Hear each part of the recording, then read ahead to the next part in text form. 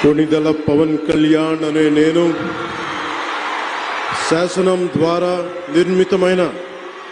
భారత రాజ్యాంగం పట్ల నిజమైన విశ్వాసం విధేయత చూపుతానని,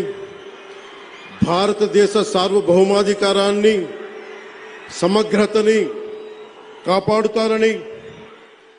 ఆంధ్రప్రదేశ్ రాష్ట్ర మంత్రిగా నా కర్తవ్యాలను శ్రద్ధతో అంతఃకరణ శుద్ధితో నిర్వహిస్తానని, భయం గాని పక్షపాతం గాని రాగద్వేషాలు గాని లేకుండా రాజ్యాంగాన్ని శాసనాలని అనుసరించి ప్రజలందరికీ న్యాయం చేకూరుస్తానని